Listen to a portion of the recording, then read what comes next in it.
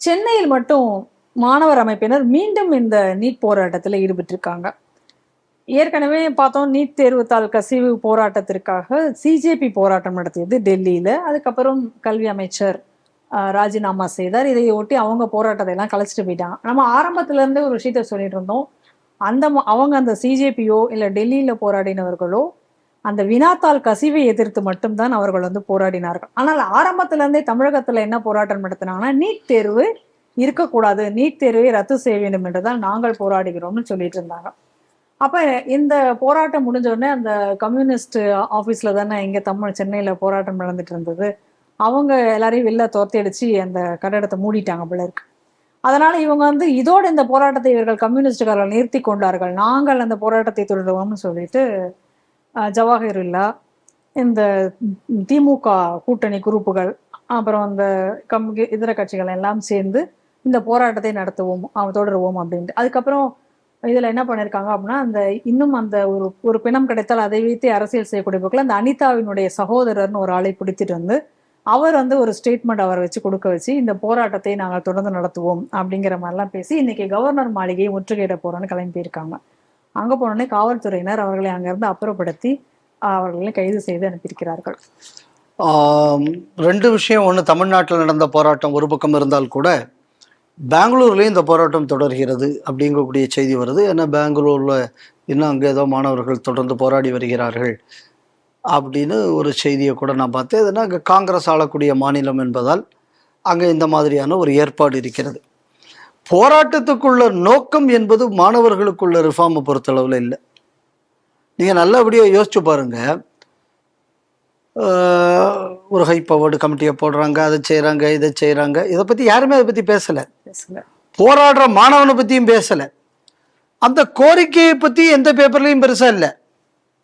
தீப்கேயை பற்றி, சோனம் வாங்சுக் பேப்பரில் வந்து நியூஸ் சொல்கிறேன். அதுக்கு அடுத்தது வந்து எங்கெங்கே நடக்கிறது, கோரிக்கையை பற்றியோ இல்லைன்னா அந்த கோரிக்கைக்கு தொடர்பாக என்ன நடவடிக்கை அரசு எடுத்ததோ இதை பற்றி எங்கேயாவது பார்த்தீங்களா யாராவது? இல்லை, இதை பற்றி எங்கேயுமே இல்லை. அதனால இந்த போராட்டம் என்பது ஒரு கோரிக்கைக்கான போராட்டம் அல்ல.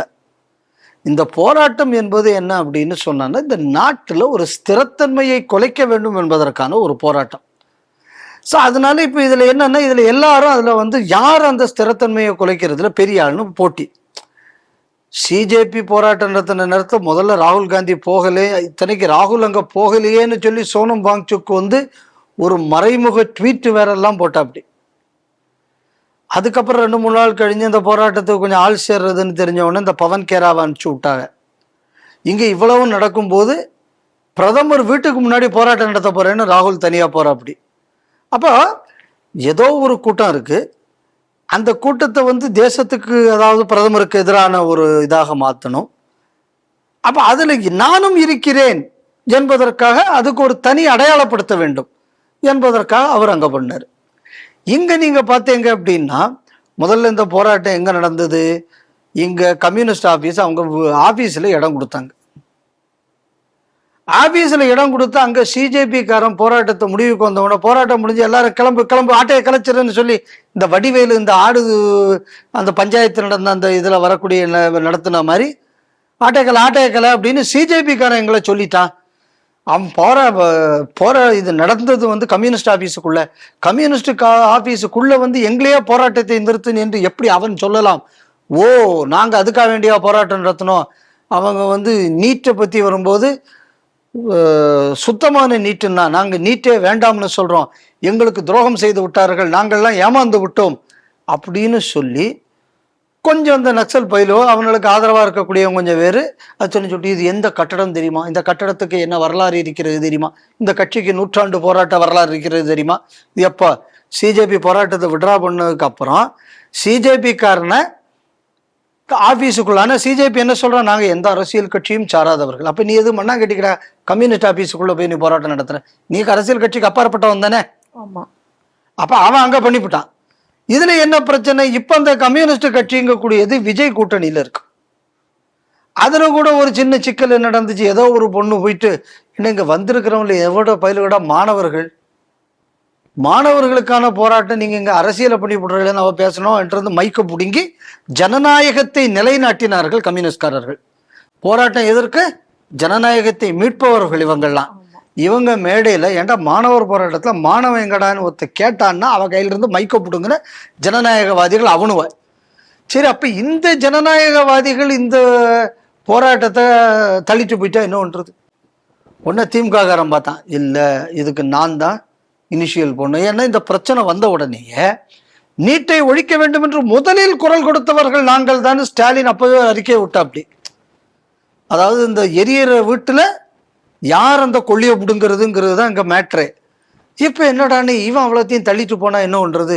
நான் தான் செய்தேன் அப்படின்னு பண்ணணும்னு சொல்லி இவங்க கிளம்பிட்டு. சரி, அப்ப இவன் மட்டும் தனியா போனா என்ன பண்றது? ஏன்னா இந்த போராட்டமே ஆம்பூர்ல போராட்டம் நடக்குது, அம்புட்டு துலுக்க பயிலும் இருக்கான். அவனுக்கு நீட்டை ஒழிக்கணும், அதாவது இது ஈங்குலாப் ஜிந்தாபாத் என்னெல்லாமோ அவன் கோஷம் போட்ட இந்த மாணவர் கோரிக்கையை தவிர அம்புட்டு கோரிக்கை அவன் பேசிவிட்டான். அப்ப என்ன பண்றது? நம்ம கூட்டாச்சுன்னா ஒரு பயலும் வகை வைக்க மாட்டானோ? அப்ப அதுக்கு ஏதாவது குல்லாப்பட்ட ஒரு 4 பயல்களை பிடிச்சாதான் நமக்கு ஒரு லெஜிட்டிமசி கிடைக்கும் அப்படின்னு சொல்லி அதுக்குன்னு சொல்லித்தான் இந்த ஜவா கொரில்லா குரூப்புகள் எல்லாம் கூப்பிட்டது. தமிழ் அன்சாரியும் வந்திருக்கு. ஆமா, அதான் அந்த பாம்பு டான்ஸ் அன்சாரி. அப்ப அவங்களெல்லாம் கூப்பிட்டு உடனே இதுக்கு என்னடான்னா ஒரு சரி, அப்ப இது என்ன, அவனாவது பாலன் இல்லம் அதோட முடிஞ்சு போச்சு. வெளியில விடமாட்டான். ஏன் விடமாட்டான்? ஆளுங்கட்சி கூட்டணியில இருக்கான் கம்யூனிஸ்ட்காரன். ஏற்கனவே அவன் இந்த தாவேக்காரன் கூப்பிட்டு கம்யூனிஸ்ட்காரனை கூப்பிட்டு நீ ஏன் இடம் கொடுத்தேன்னு அவன் வேற கேட்டுட்டான். அப்போ ஒரு லோக்கி எஃப்ஐஆரா அதை பார்த்துக்கிட்டது தாவேக்கா. ஏன்னா இந்த இதுக்கிடையில் இங்கே என்ன ஆகி போச்சு, ஏதோ இந்த நீலம் பண்பாட்டு மையத்தில் ஒருவன், இந்த ரஞ்சித்துக்கு கூட உள்ள ஒருவன், அவன் அங்கே போராட்டம் நடத்த வரேன்னு எங்க தமிழ்நாடு செக்ரட்டேரியட்டுக்கு முன்னாடி. உடனே அவனை மெல்ல உள்ள கூட்டிட்டு போய் நாங்கள் பேச்சுவார்த்தை நடத்துகிறோம்னு கூப்பிட்டு அவனை கவனிக்க வேண்டிய விதத்தில் கவனித்து அவனை அனுப்பிச்சி விட்டா. நீங்கள்லாம் போராட்டம்லாம் பண்ணக்கூடாது, அதனால தனக்கு எந்த பிரச்சனையும் வரக்கூடாதுங்கிறதுல விஜய் தெளிவாக இருக்கா. அப்படி சரி, அவங்க கூட்டணி கட்சி அவன் நீ ஏன்டா ஆஃபீஸில் இடம் கொடுத்தேன்னு அவனையும் கண்டிச்சு அவங்களுக்கு பத்திரமா பார்த்து. ஏன்னா இப்போ இந்த போராட்டத்துக்கு பின்னாடி ஆள் போயாச்சுன்னா இதே விசிலடிச்சாங்க குஞ்ச வச்சுதான் ஜனநாயகம் படத்தையும் ஓட்டணும். இதே ஜென்சின்னு எல்லாம் சொல்லித்தான் இந்த ஆளே சிஎம் ஆயிருக்காரு. அதை அந்த ஆள் தள்ளிட்டு போனா என்ன, அந்த பயம் இவருக்கு, யாரு, நம்ம முதல்வருக்கு. ஸோ அதனால இப்போ என்னடா பண்றது? அந்த இடம் கொடுத்த கம்யூனிஸ்ட்காரன் அந்த கூட்டணியில இருக்கான். அப்போ உண்மைக்குமே நம்ம தான் போராளின்னு உலகத்துக்கு காட்டணுங்கிறதுக்காக இன்னைக்கு ஒரு போராட்டம். இதுக்கு ஒன்று கவர்னர் மாளிகை முற்றுகை அப்படின்னு சொல்லி இந்த போராட்டத்தையும் இன்னைக்கு அவங்க பண்ணியிருக்காங்க. அப்போ எதை நம்ம கவனிக்கணும் அப்படின்னா, இங்க மாணவர்கள் பிரச்சனை கிடையாது, நீட்டும் பிரச்சனை கிடையாது. இதுல ஒரு வேடிக்கை என்ன அப்படின்னா, ஒரு ஆள் தன்னையே சயின்டிஸ்ட்னு சொல்லிப்பார். என்னதான் அப்துல் கலாம் சயின்டிஸ்ட்னு சொல்லியிருக்காரு. அவருக்கே அணு ஆயுதத்தை எப்படி ஏவுகணை பண்றது எப்படிங்கிறதுக்கு அவருக்கு உதிக்கிறதுக்குள்ள மூளை செல்லாகவே நான் தான் செயல்பட்டேன்னு ஒருத்தர் சொல்லிட்டு இருக்கா. அப்படி அவருக்கு பேர் என்ன? பொன்ராஜ். என்ன ராஜ்? பொன்ராஜ். அந்த ராஜ் அவர் அப்படின்னு ஒருத்தர் சொல்லிக்கிட்டு இருக்காரு. அவர் ஒரு இடத்துல ஒரு நீட்டு கோச்சிங் சென்டர்ல எதிரியா விஜய் பணம் முதலீடு செய்திருக்கிறார் அப்படின்னு அவர் ஒரு பெரிய பேச்சு. ஏன்னா அவர் பெரிய ஆய்வாளர். சரி, அப்ப நான் கேட்குறேன், இவங்க குடும்பத்துல, கருணாநிதி குடும்பத்துல திமுக காரர்களுக்குள்ள கட்சிக்காரனுக்கெல்லாம் பல பள்ளிக்கூடம் நடத்துறான்ல, அங்கெல்லாம் இவங்க நீட்டுக்கெல்லாம் சொல்லிக் கொடுக்காமையா இருக்காங்க? தாராளமா சொல்லி தருவாங்க, சொல்லிட்டு இருக்காங்கல்ல. அந்த பள்ளிக்கூடம் நான் ஓசிக்கா நடத்துறேன் கிடையாது, காசுக்கு தானே நடத்துறேன். ஏன் உன் ஆய்வு அங்க கொண்டு போய் பாய்ச்ச வேண்டியதானே? இதுக்கு அப்துல் கலாம் பேர் வேறு. அந்த மனுஷன் இன்னைக்கு உயிரோடு இருந்திருந்தாச்சுன்னா முதல்ல இவனுகள் எல்லாத்தையும் வீட்டில் ஒரு ஆள் மதத்தை பூட்டி வைன்னு சொல்லி போட்டு குல்லாவை போட்டுவிட்டு, அப்துல் கலாமே குல்லாவை போட்டது இல்லை. இவர் அங்க தலையில ஒண்ணு கட்டிக்கிட்டு போய் உட்காந்துருக்காரு. இது மூலம் அப்துல் கலாம் ஏத்துப்பாரா? அதான் முதல் கேள்வி. நம்ம முதல் கேள்வியா அது அப்படி ஒரு ட்ரெண்ட் ஒரு பக்கம் ஓடிக்கிட்டு இருக்கு. ஸோ இப்போ இதை பாருங்க, இந்த இடத்துல இந்த ஒரு காலகட்டத்தை அந்த பேரை வேற ஆளுகள் எடுத்துடக்கூடாது, அந்த பேரை நான் எடுக்கணும்னு மாணவர்கள் மீது, மாணவர்கள் பிணத்தின் மீது அரசியல் செய்யக்கூடிய ஒரு மலிவான ஒரு வேலை இன்று தமிழகத்தில் நடந்து கொண்டிருக்கிறது. நாங்கள் தொடர்ந்து போராடுவோம். நீங்க தான் சொன்னீங்க ஆட்சிக்கு வரத்துக்கு முன்னாடி நீட்டை நாங்க முதல்லயே மாத்தி போடுவோம், அதுக்குள்ள ரகசியம் எங்கிட்ட இருக்குன்னு. 5 வருஷமா ஆட்சியில் இருந்தீங்க, ஒன்றும் பண்ணல. கடைசியில் ரகசியம் என்னன்னு மத்திய அரசை மாற்ற வைக்கணும், அதுதான் ரகசியம்னு கடைசியா சொன்னீங்க. அதுக்கு எதுக்கிட்ட நீ சொல்லணும்? அது நாட்டில் ஒரு போகக்கூடிய ஒரு சாதாரண ஆளுக்கு தெரியுமே. அதனால இதுல இது என்ன, அந்த அனிதாவின் சகோதரர் ஒருத்தரை கூட்டிகிட்டு வந்து அங்க வந்து ஒரு சீன் எல்லாம் போட்டு இதெல்லாம் பண்ணி முடிச்சிட்டிய. சரி, அப்ப இந்த அனிதாங்கக்கூடிய இந்த குழந்தை தற்கொலைக்கு முன்னாடி சந்திச்ச ஒரு பெருந்தலைவர் ஸ்டாலின் தானே. ஆமா. அப்போ உண்மையான ஒரு தலைவனாக இருந்தா என்ன பண்ணியிருக்கணும்? அவ்வளவு மன அழுத்தத்துல அந்த குழந்தைய இருந்தா அந்த குழந்தைய சரி பண்ணியிருக்கணும். இந்த குழந்தைக்கு ஒரு நல்ல வழியை காணிச்சு கொடுத்துருக்கணும். இது எதுவுமே செய்யாம இவரை சந்திச்சதுக்கு அப்புறம் அது தற்கொலை பண்ணிச்சு அப்படின்னு சொன்னா, அப்ப இந்த மாதிரி ஒரு தற்கொலை நடந்தால் அது நமக்கு லாபம் என்று எதிர்பார்த்து தான் ஸ்டாலின் இருந்தாரா? இந்த கேள்வியும் இப்ப வரத்தானே செய்யும். கண்டிப்பா. அப்போ டெல்லியில போராட்டம் நடந்ததற்கான போராட்ட பிரச்சனைக்குள்ள கருவே வேறு.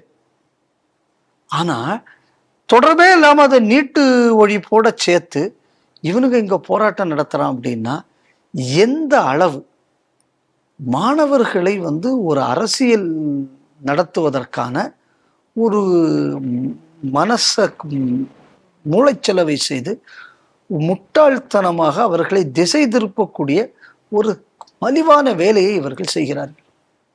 இது இங்க நடந்துகிட்டு இருக்கு. அங்கே ஜமுனா மரத்தூர்ல நேத்திகோ ஒரு ப்ரோக்ராம் வந்து அப்பதான் நான் ஒரு டேட்டாவை பார்த்தேன். அந்த ஜமுனா மரத்தூர் ஏரியால ஜவாது மலையில நீட்டுனால 15 குழந்தைகள் டாக்டர் ஆயிருக்கான். இன்னைக்கு ஒரு செய்தி நம்ம பார்த்தோம். ஏண்டாப்ப 15 பேரு ஜமுனா மரத்தூர் அந்த அதாவது ஜவ்வாது மலையில அந்த இடத்துல இருந்து டாக்டர் ஆயிருக்காங்க. அப்ப நீட்டு வரவேற்கத்தக்கதா இல்லையா? யோசிச்சு பாருங்க, 15 பேர் ஆயிருக்காங்களேப்பா. சரி, இந்த பக்கம் ஜவாது மலை, இதுக்கு அப்படியே அந்த பக்கம் தாண்டி போயிட்டு எங்கள் ஆத்தூர் பக்கம் போனால் அடுத்த மதம் வரும், அந்த கல்வராயன் அந்த ரேஞ்ச் அந்த சைடில் வரும். அதுக்கு பக்கத்தில் இதுக்கு முன்னாடி, அதாவது நீட்டு வரத்துக்கு முன்னாடி இந்த கோழிப்பண்ண பள்ளிக்கூடம் தானே நடத்திட்டு இருந்திய. ஆமாம்மா. அதுலேயும் எவ்வளவோ லட்சக்கணக்கான ஃபீஸ் கட்டி தானே குழந்தைய படிச்சாங்க. கண்டிப்பாக. அந்த மாதிரி படிச்சவனுக்கு தானே அன்னைக்கு டாக்டருக்கு போனானுங்க. அப்போ அன்னைக்கு மட்டும் என்ன சாதாரண ஆளா டாக்டருக்கு போச்சு? கிடையாது. முன்னாடி நம்ம ஊர்ல எல்லாம் சொல்லுவாங்க டாக்டர் பையன் டாக்டர் ஆயிடுவாரு. அப்படிதான் சொல்லுவாங்க. கிராமங்கள்ல எல்லாம் பார்த்தா எல்லா டாக்டருக்கு பையன், அந்த பையன் நம்ம கூட பள்ளிக்கூடத்துல படிக்கும் போது பார்த்தாச்சுன்னா 5 பாடத்துல 4 பாடம் ஃபெயில் ஆவான். ஆனா கொஞ்ச நாள் கழிஞ்சு அவன் பார்த்தாச்சுன்னா எங்கேயாவது வடநாட்டுல எங்கேயாவது போய், இல்லைன்னா அது கர்நாடகா எங்கேயாவது போய் அவனு ஒரு டாக்டர் சர்டிபிகேட்டை வாங்கிட்டு வந்துருவான். அப்படித்தானே இருந்தது நம்ம ஊர்ல. பணம் இருந்தாதான் டாக்டர் படிக்க முடியும். சாதாரண மனுஷனுக்கு வழி கிடையாது. கண்டிப்பா அப்படிதான் இருந்தது. உண்மைதானே. இன்னைக்கு பணம் இருந்தாலும் டாக்டர் ஆகலாம் தம்பி. ஆனா உனக்கு கொஞ்சமாவது ஒரு அடிப்படை அறிவு இல்லாம நீ டாக்டர் ஆகக்கூடாதுங்கிறது நீட்டு வந்ததுனால தானே வருது. ஆமா, நிச்சயமாக. இப்ப இவங்களுக்கெல்லாம் ட்ரீட்மெண்ட் வேணும்னா பெரிய ஆஸ்பத்திரிக்கு தானே போறாங்க. அண்ணாதுரைக்காக வேண்டி வெளிநாட்டுல இருந்து டாக்டர் வந்தாரா? எம்ஜிஆருங்கிறது வெளிநாட்டுக்கு ட்ரீட்மெண்ட்டுக்கு போனா அப்படியா? வளரா இல்லையா? அப்போ உங்களுக்கெல்லாம் வரும்போது வந்து நீங்க வந்து படிச்ச டாக்டர் வேணும், அந்த டாக்டர் வேணும்னு பார்க்கும்போது அந்த அளவு ஒரு காம்படிட்டிவ் எக்ஸாம்ல ஸ்கோர் பண்ண ஆள் தான் டாக்டர் ஆகணும் அப்படிங்கிறதுல என்ன தப்பு இருக்கு? அப்ப இதோட பிரச்சனை வந்து சாதாரண மனுஷன் டாக்டர் ஆகணுங்கிறதும் இல்லை. ஏன்னா இதுக்கு முன்னாடி அந்த நடைமுறை இருந்ததும் இல்லை. அப்ப இந்த நடைமுறை என்ன அப்படின்னா, இளைஞர்களை இந்த தேசத்துக்கு விரோதமாக திருப்புவது எப்படி? இதுக்கு ஒவ்வொரு ஆயுதத்தையும் மேனுஃபேக்சர் பண்றது. இன்னைக்கு தமிழ்நாட்டில் நடந்திருக்கக்கூடிய இந்த போராட்டம் இதுதான். அதனால இது ஒழிக்கப்பட வேண்டும்னாலும் சொல்ல வேண்டாம். ஏன்னா இது ஏற்கனவே ஒரு செத்த பாம்பு. அந்த நிலைமையில இன்னைக்கு இருக்கு இந்த பாம்பு. அவ்வளவுதான்.